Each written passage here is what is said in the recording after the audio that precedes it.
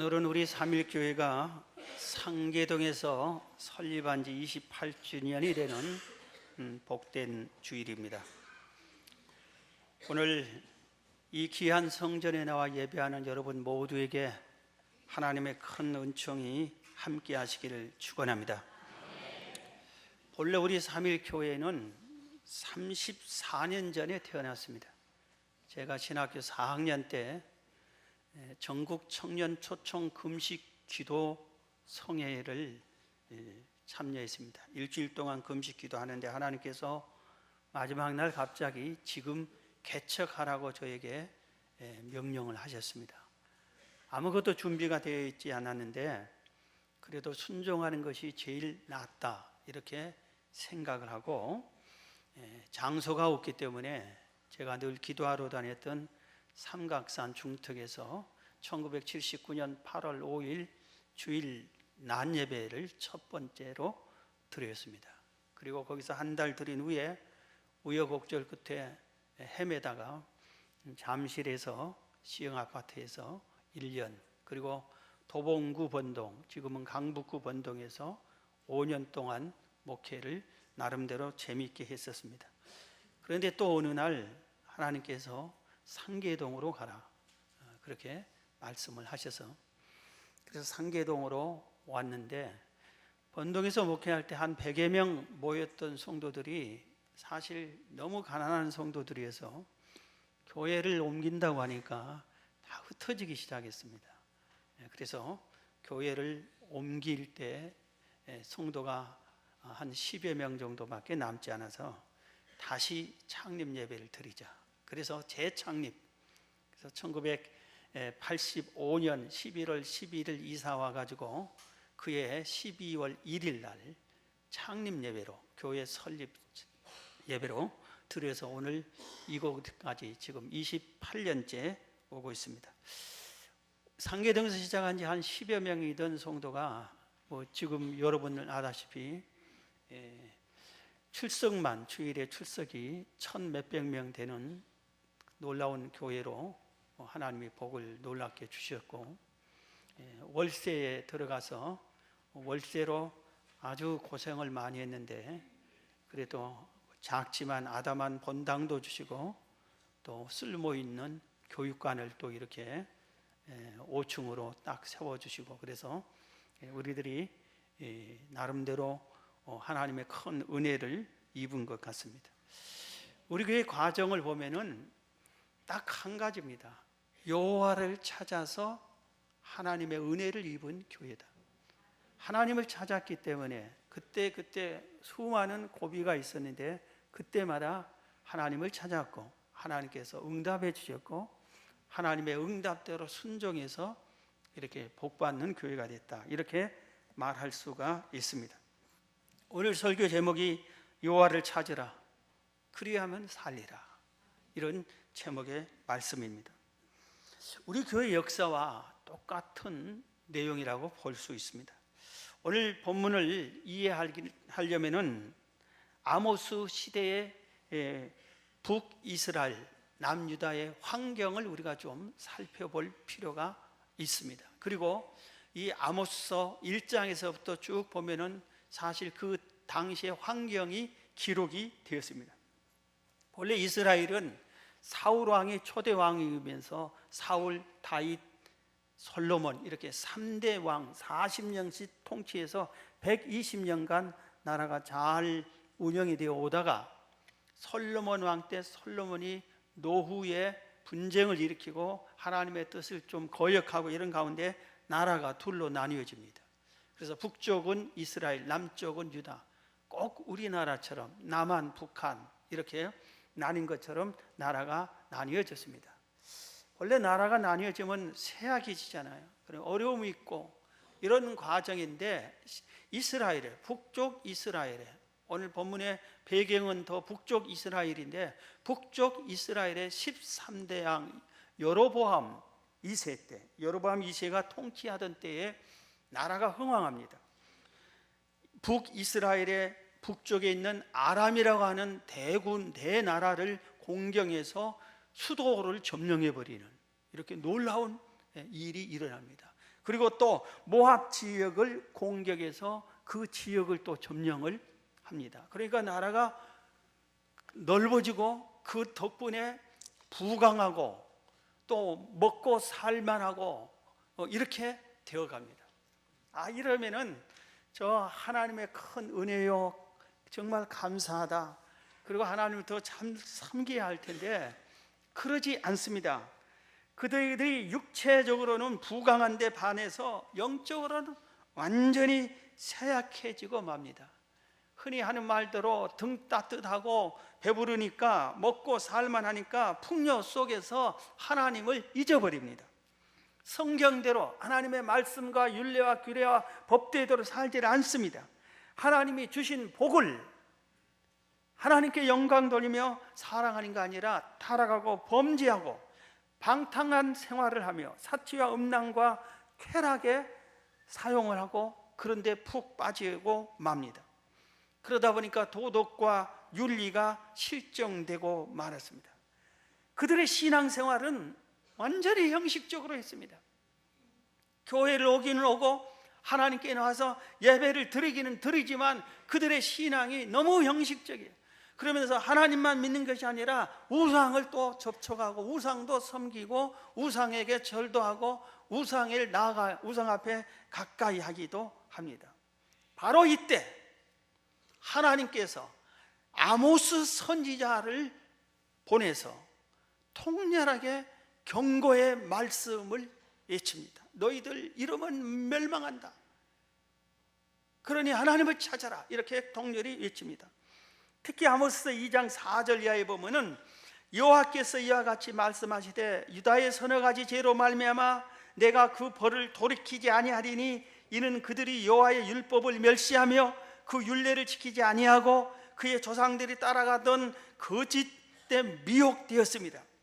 내가 유다에 불을 보내리니 예루살렘의 궁궐들이 사르리라. 그들이 하나님의 법을 지키지 않고 거짓것, 우상숭배들, 술수회 이런 것들에게 미혹되어 가더라 이겁니다.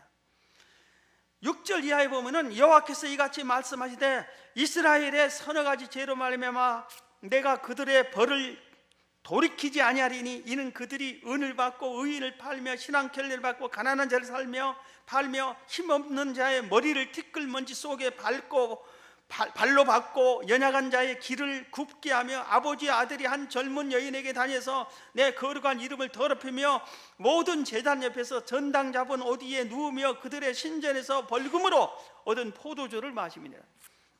이스라엘은 빈부격차가 이렇게 크게 벌어졌습니다. 그래서 부자들, 힘 있는 자들, 권력자들이 힘없고 약한 가난한 자들을 착취하고 뺏고 그런 일이 비일비재하고 힘없는 자들을 완전히 멸망의 길로 죽든 살든 그렇게 몰아넣고, 특별히 제단 옆에서, 이것은 제단이 돈벌이나 하고 돈 문제로 얽히고 그리고 포도주를 마시면서 성전 안에서 그들이 쾌락을 즐기고 한 여인을 아버지와 아들이 동시에 가서 성적으로 범죄를 하고 이럴 정도로 완전히 타락했다 이겁니다. 도저히 긍휼히 여길, 자비를 베풀 구멍이 하나도 없어요. 구석이. 그래서 오늘 본문에 와서 하나님께서 아모스 선지자를 통해서 말합니다. 너희들은 무너질 것이다. 이스라엘 너희들은 무너질 것이다. 다시 일어나지 못할 것이다. 전쟁터에 너희들이 1000명이 나가서 싸우러 갔으면은 다 900명이 멸망당하고 100명이나 겨우 목숨 유지하고 올 것이다. 100명이 가면 90명이 멸망당하고 10명이 겨우 돌아올지 모른다.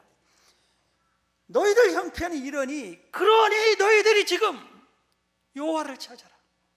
여호와를 찾아야 산다. 여호와를 찾아라. 제발 정신 차리고 여호와를 찾아라.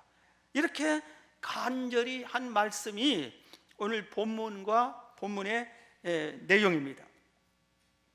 여러분, 이 내용이 어디를 두고 한 것 같아요? 어쩌면 우리가 살고 있는 이 시대의 우리와 너무나 동일하지 않습니까? 우리나라가 당군일에 이렇게 부자로 잘 산 나를 때가 없었어요. 설교를 준비하면서 쌀을 한번 계산을 한번 해봤어요. 제가 초등학교 다니던 시절에 우리 동네에서 실제로 일어난 머슴이란 제도가 있었어요. 이 머슴이란 제도는 가족과 사는데 논밭이 하나도 없는 거예요. 그렇기 때문에 부자 집에 논밭에 가서 일해주고 그 집에서 먹고 살면서 새벽부터 밤늦게까지 일하는데 1년에 보리 10가마 아니면 쌀 10가마. 쌀 10가마는 아닌 것 같아요. 그때는 보리값이 훨씬 쌌어요. 그것만 받아오는 거예요. 그래서 그걸로 겨우 1년을 살아가는 거예요. 그래서 요새 이분들이 평균 한 달에 쌀로 쳐서 한 달 내내 죽도록 일해야 쌀 한 가마예요. 그런데 지금 쌀 한 가마 값이 얼마냐? 20만 원이에요. 20만 원. 그래서 농민들이 지금 대모를 해서 23만 원은 주라, 그렇게 지금 대모를 하고 있는 판국이에요. 23만 원이면 우리가 웬만한 사람이 하루 이틀 일하면 한 가마를 살 수 있는 게, 남들은 한 달 내내 새벽부터 밤에 일할 때 그렇게 가난한 때가 이렇게 부하게 되세요.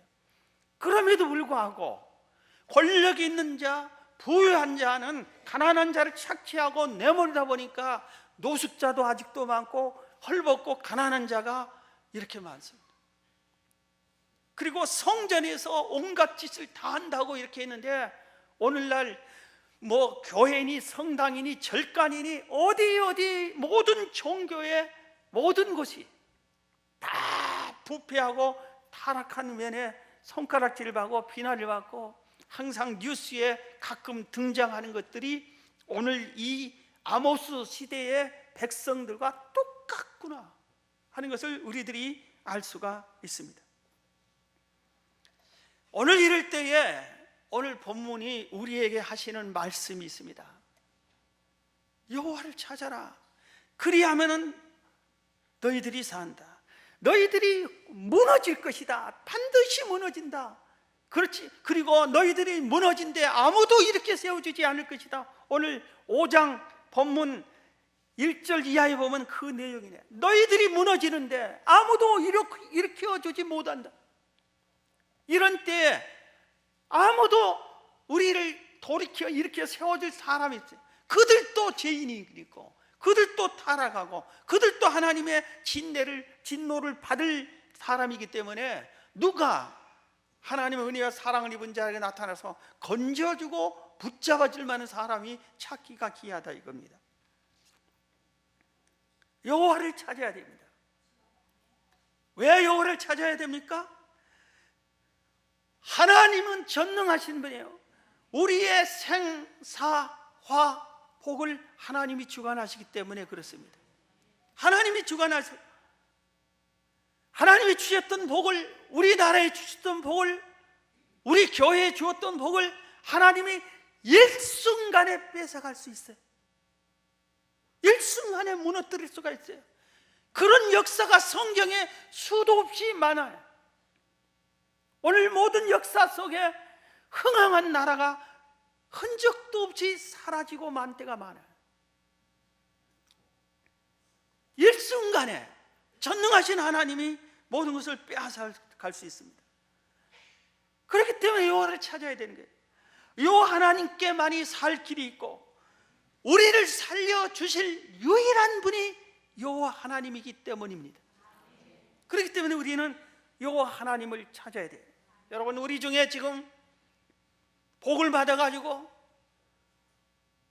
그냥 흥청망청 방탕하고 사치하고 쾌락을 일삼고 이렇게 산 사람도 여호와를 찾으면 되는 것이고, 가난해서 헐벗고 굶주릴 사람도 여호와를 찾으면 사는 길이 열릴 줄로 믿습니다. 오늘 본문에 특이한 것이 또 하나 있어요. 4절에 너희는 나를 찾아라 그리하면 살리라 그렇게 하고, 5절에 6절에도 너희는 여호와를 찾아라 그리하면 살리라 한 다음에 가운데 끼워놓은 말씀 5절의 말씀이 있어요. 베델을 찾지 말아라, 길갈로 들어가지 말아라, 브엘세바로 나가지 말아라, 길갈은 반드시 사로잡히겠고 베델은 비참하게 될 것임이라 하셨나니 그랬어요. 베델과 길갈과 브엘세바를 찾지 말고 가까이 하지 말라. 나 여호와를 찾으라. 그렇게 말씀한 겁니다. 여기서 베델이 뭐고 길갈이 뭘고 브엘세바가 무엇을 의미하는가 이겁니다.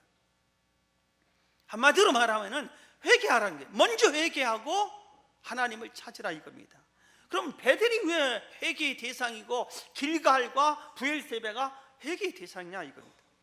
자, 베델이 어떤 것입니까? 베델은 하나님의 집이란 뜻이에요. 하나님의 집. 하나님이, 야곱이 하나님을 만난 곳이에요. 힘들고 어려울 때 베델에 가서 하나님께 울며 통곡하고 기도하면 하나님이 응답해 주시고 사는 길을 찾았던 곳입니다. 거룩한 곳이에요. 거룩한 성소가 있는 곳이에요. 그런데 이 베델을 여로보암 2세가 그 거룩한 성소를 무너뜨리고 거기에 황금 송아지 우상을 만들어 놓습니다. 우상을 만들어 놓습니다. 그리고 그 우상을 만들어 놓은 거기에 가서 사람들이 빌고 절하고 기륭사를 물어보고 하는 겁니다. 그래서 호세아 선지자는 이 베델을 벳아웬이로 불렀어요. 이것은 다시 말해 허무의 집이라. 베델하면 하나님의 집이었는데 하나님을 버리고 우상을 섬겼을 때 허무한 곳이 된, 허무한 집이다 이겁니다. 또 길갈도 마찬가지입니다. 길갈은 이스라엘 백성이 축복의 가나안 땅을 위해 찾아갈 때 요단강을 건너서 첫 번째로 진을 치고 하나님께 영광 돌린 장소가 길갈입니다.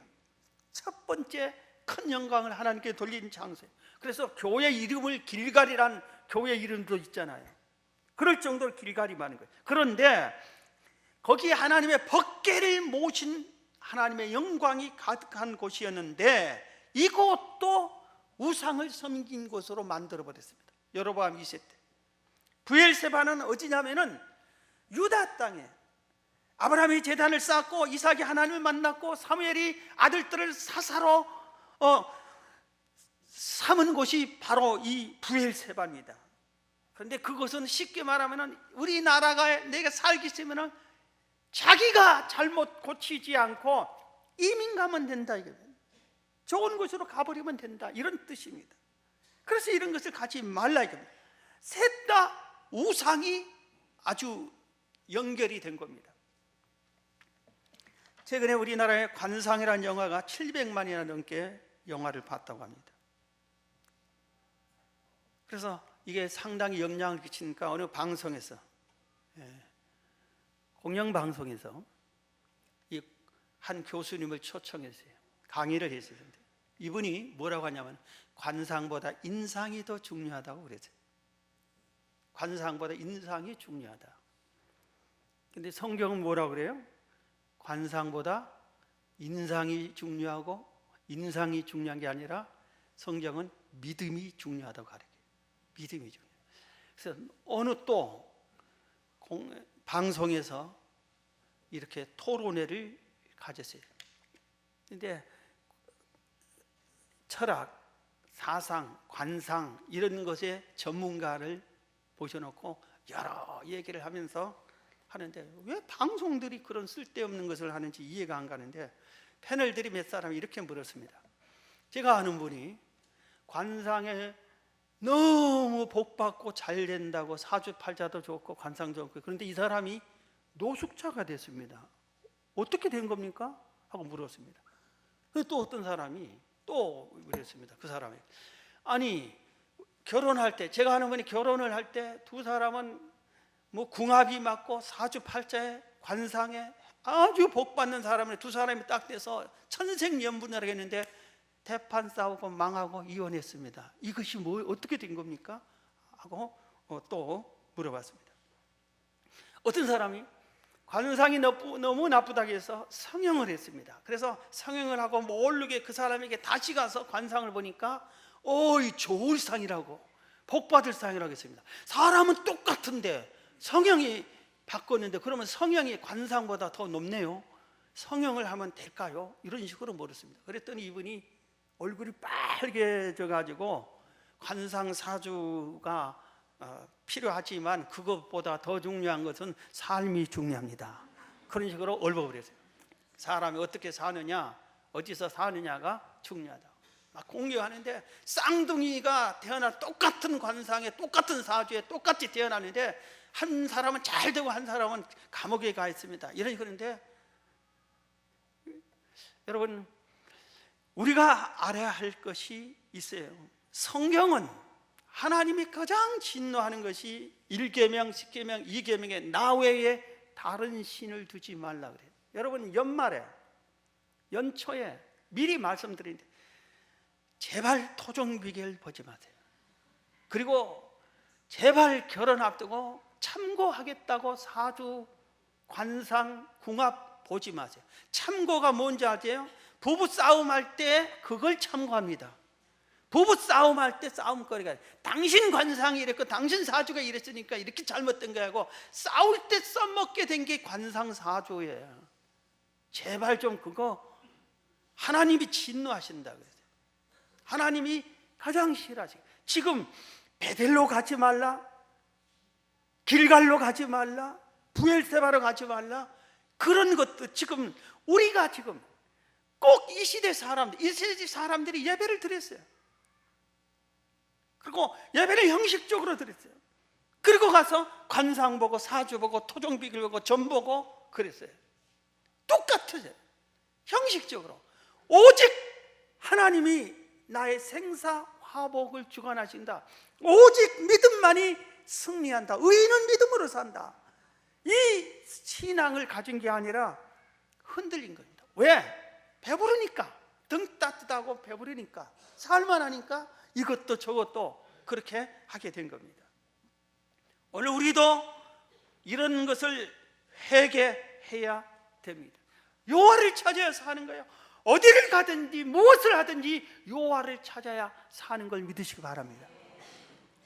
제가 이번에 미국 가서 제 아들 김영서 목사 집에서 가정 예배를 인도했습니다. 그리고 말씀을 오늘 본문으로 해서 여호와를 찾아라 그래야 하면 살리라. 처음 보낼 때도 이 말씀을 줬어요. 처음 보낼 때 낯선 미국에 아무것도 알지 못한 사람, 아는 사람이 한 명도 없는 곳에 유학을 가는데 돈을 많이 벌어놓고 그 돈 써가면서 가는 게 아니라 그냥 전세 살던 거 어떻게 해서 그걸로 뭐 해서 좀 하고 어디서 후원해 준다는 것도 없고 어디서 돈 나올 때도 없고 이런 상황인데 가니까 마음이 제가 좀 여러 가지로 복잡했습니다. 그래서 하나님께 기도를 할 수밖에 없었어요. 그래서 하나님이 주신 말씀이 여호와를 찾아라 그래야 됐다. 그리고 김영수 목사를 가져온 돌리고 이건 너희 가정에게 주신 하나님의 말씀이야. 미국 가서 여호와를 찾으면 살고 여호와를 안 찾으면 몰라, 끝나는 거야. 그러니까 누구 의지할 것도 없어. 하나님을 찾고 의지해. 그래서 했는데 이번에 가서 가정 예배 드리면서 다시 그 말을 상기시켜 줬어요. 여호와를 찾았느냐, 이 말씀을 기억하느냐 했더니 다 기억하고 어려운 일 때 부부가 여호와를 찾고 그때마다 하나님이 인도하고 그랬다고. 그래서 한숨을 다행이다 하고 왔습니다.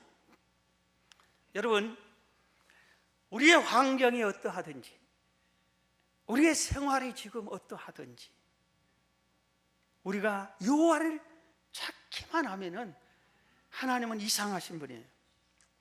뭐가 이상하냐면은 그렇게 못된 짓을 많이 했어도 아이고 잘못했어요, 용서해 주세요.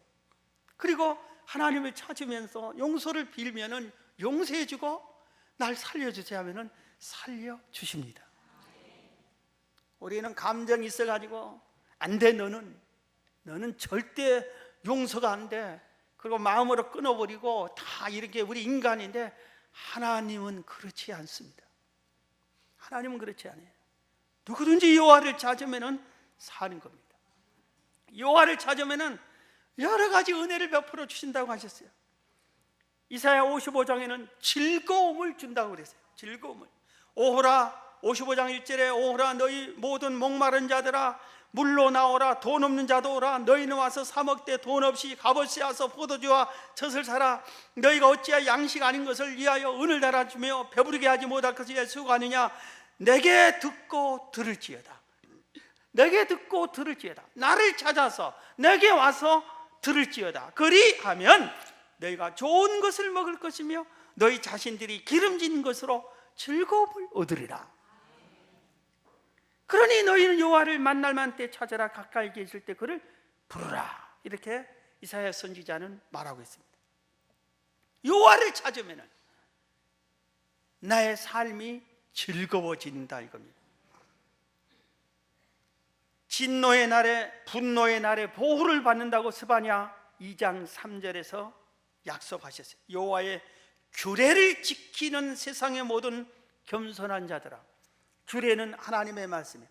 성경을 믿고 성경대로 지켜 사는 세상의 모든 겸손한 자들아, 너희는 여호와를 찾으며 공의와 겸손을 구하라. 너희가 혹시 분노의 날에 숨김을 얻으리라. 분노의 날, 하나님이 분노하는 날이 있어요. 진노하는 날. 더 이상 참지 못해서 소돔 고모라 성을 불로 심판해 볼 때에 있어요. 노아 시대엔 더 이상 참지 못해서 물로 전 세계를 심판할 때가 있어요. 여러분, 우리는 태풍이 오고 여러 가지 지진이 오고 온갖 재앙이 오고 이런 것에 대해서도 유심히 살펴야 돼요. 저절로 됐을까? 저절로 됐을까? 한번 생각해 봐요. 하나님은 그걸 알지도 못하고 간섭하지 않았을까? 한번 생각해 봐야 됩니다. 그래서 오늘 우리는 여호와를 찾을 때, 분노하는 날에 소돔 고모라 성에 불로 심판할 때 거기에 아브라함의 조카 롯을 건져낸 것처럼 하나님께서 의인은 건져낼 줄로 믿습니다. 여호와를 찾은 의인. 예레미야 29장 13절에 너희가 전심으로 나를 찾고 찾으면 나를 만나리라 그랬어요. 다윗이 그 아들 솔로몬에게 마지막 최후의 다윗 인생 최후의 솔로몬의 2번 유언을 합니다. 그런데 그 중에 한 번이 오늘 역대상 28장 9절이에요. 내 아들 솔로몬아, 너는 내 아버지의 하나님을 알고 온전한 마음과 기쁜 뜻으로 섬길지어다. 여호와께서는 모든 마음을 감찰하사 모든 의도를 아시나니 네가 만일 그를 찾으면 만날 것이요 만일 내가 그를 버리면 그가 너를 영원히 버리시리라. 내 아들 솔로몬아, 니네 아버지 나를 봐라. 나를 봐서라도 내를 보면 네가 알지 않느냐. 내가 하나님을 찾으니까 나와 함께 하나님 해주지 않느냐. 너도 하나님을 찾으면 살 것이고 네가 하나님을 버리면 하나님도 너를 버릴 것이다. 너는 하나님 버리면 멸망당한다. 유언 중에 하나를 자기 사랑하는 아들 솔로몬에게 한 겁니다. 시편 34편 10절에는 여호와를 찾는 자에게 부족함이 없게 해준다. 여호와를 찾는 자는 모든 좋은 것에 부족함이 없으리로다. 잠언 28장 5절에는 모든 여호와를 찾는 자는 모든 것을 깨닫느니라. 왜 우리가 시험 들고 왜 우리가 멸망당하고 왜 우리가 어려움을 당합니까? 깨닫지 못해서. 이 깨닫는 것을 여호와를 찾을 때는 깨닫게 해주신대요. 너 그러지 말아라. 깨닫게 해주고 그럼 저러면 내가 멸망당했구나. 깨닫지 못하니까 그 길이 옳은 줄 알고 그 길이 사는 길인 줄 알고 가다가 보니까 내가 무너지는 거예요. 구렁텅이에 내가 빠지는 거예요. 이 깨닫는 것을 여호와를 찾는 자가 찾을 때 하나님이 깨닫게 지혜를 주고 그 영혼의 눈을 열어주고 마음의 문을 열어주는 거예요. 똑같은 하나님의 말씀을 읽고 똑같은 설교를 들어도 하나님께 찾는 자에게는 깨달음이 일줘요. 그래서 그 즉시 이렇구나 하고 깨달음이 속속 오는데, 여호와를 찾지 않으면은 무덤덤하고 뭐가 뭔지 모르고 시간만 흘러가는 거예요. 히브리서 12장 6절에는 여호와를 찾는 자에게는 상을 주신다고 약속을 하셨습니다. 우리가 지금 앞부분은 잘 될 때, 등 따뜻하고 배부를 때 계약으로 달려가니까 그러지 말고 여호와를 찾아라 했는데, 우리가 본문에서 또 하나 알아야 할 것은 내가 힘들고 어려울 때, 위기 상황에서도 하나님을 찾으라 이겁니다. 우리의 삶은 롤러코스터를 타는 것처럼 어떨 때는 잘 됐다, 어떨 때는 하루아침에 무너졌다, 이런 것이 우리 인생의 반복이 되어갑니다. 이 세상의 삶은 복잡하고 힘들고 어려움이 수시로 찾아옵니다. 위기가 수시로 찾아옵니다. 이럴 때에 여호와를 찾으라 이겁니다. 다윗이 정말 이 굴곡이 심했어요. 그때마다, 어려울 때마다 하나님을 찾았어요. 그래서 시편 18편 6절에 다윗이 이렇게 신앙 고백합니다. 내가 환난 중에서 여호와께 아뢰며 나의 하나님께 부르짖었더니 그가 그의 성전에서 내 소리를 들으시며 그의 앞에서 나의 부르짖음이 그의 귀에 들렸도다. 내가 환난 중에 하나님을 찾았더니 하나님이 내 부르짖음을 들으셨도다. 34편 17절에는 이렇게 고백합니다. 의인이 부르짖음에 여호와께서 들으고 그들의 모든 환난에서 건져주셨도다. 모든 환난에서 건져주셨도다. 그렇게 하셨습니다. 한 분을 소개하고 말씀을 정리하려고 합니다. 충청도 어느 산골에 무지하게 가난한 집안에 한 자녀가 태어났어요. 6남매인데 맏아들로 태어났어요. 위에 누나가 둘, 세 번째 태어났는데 장남이 아들로서. 이 집안이 너무 가난해요. 너무너무 가난한 거예요. 그래서 먹고 살 수가 없어요. 그래서 다행히 그 가정이 하나님을 믿었는데, 그 아버지가 우리 여기서 살다가는 내 자식들 다 굶어 죽이겠다, 그리고 이들이 이 가난한 데서 이렇게 살다가는 초등학교도 못 나오겠다. 그래서 하나님께 지팡이 하나를 딱 들고 이렇게 기도를 했습니다. 하나님, 제발 우리 집을 인도해 주세요. 자동차가 다니는 곳, 기차가 다니는 곳, 초등학교가 있는 곳으로 인도해 주세요.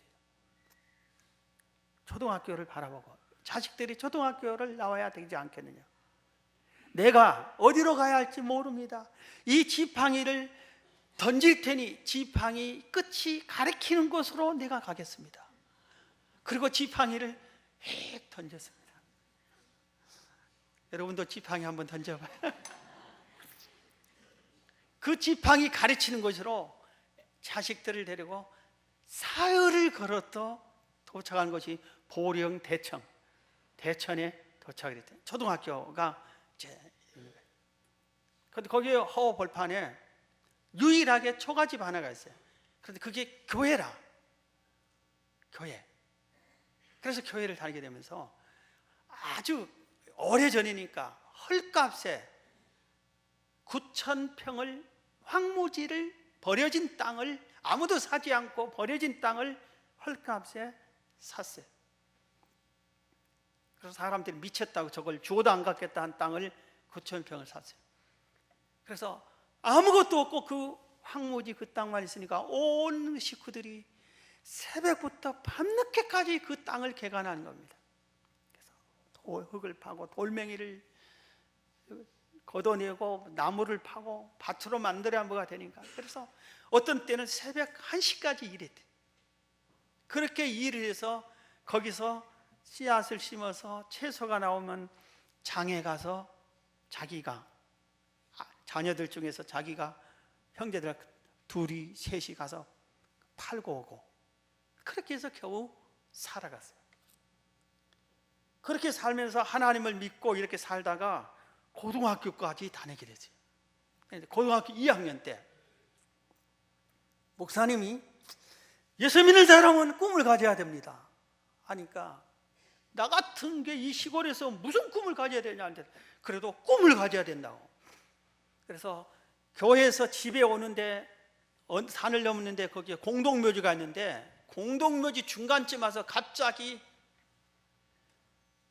부르짖으라. 그러면 하나님께서 크고 비밀한 것을 너에게 알려주리라. 이 말씀이 딱 부딪히면서 공동묘지 한 가운데서 하나님께 기도하기 시작했어요. 하나님, 꿈을 주세요. 그러다가 꿈을 3가지를 기도했어요. 무슨 꿈을 기도했냐면, 하나님, 내가 지금 이런 상황이지만 대학교를 졸업하고 박사가 되고 교수가 되게 해주세요. 이야, 꿈도 크지. 시골에서 고등학교 졸업하고 대학에 대자도 못 들어갈 형편에 교수가 되고 박사가 되고 교수가 되라고 하는 기도를 합니다. 2번째, 우리나라의 제일 좋은 회사의 사장이 되게 해달라고 기도합니다. 3번째, 하나님 나에게 복을 주셔서 교회를 100개를 세우게 해달라고 기도합니다. 교회를 100개 세우려고 그렇게 기도를 합니다. 그런데 대학에 대자도 들어갈 형편이 못 된데 대학 시험을 보라고 해서 딱 시험을 봤는데, 여러분 놀랍게 건국대학교 수석 합격이 됩니다. 그래서 4년 동안 장학금을 몽땅 받고 학교를 다니게 되는 거예요. 그리고 나중에 수석 졸업도 합니다.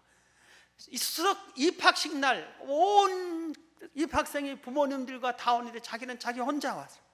지금 집안 식구가 먹고 살기가 뭐한데 뭐 입학식이 뭔지, 학교 너 혼자 다닐 수 있으면 다니고 말 수 있으면 말고 그런 처지라 혼자 와서 대학 수석 장학금 증서를 딱 받고 너무 기뻐가지고 하나님께 감사해야 되는데 어떻게 해야 돼요?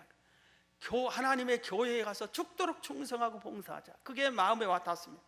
그래서 한참 건국대학교 정문에서 걸어가는데 바로 앞에 화양동에 천막 친 교회가 있어요. 천막을 쳐놓고 개척하는 교회가 있어요. 거기 들어가서 교회를 섬깁니다. 그 교회가 화양교회. 거기에서 지금 4, 5년째 거기서 섬기고 35세 때 장로가 됩니다. 그런데 보세요, 거기서 딱 이렇게 다니다가 기도를 합니다. 하나님, 이 교회에서 11조를 내가 제일 많이 내게 해주세요. 기도를 합니다.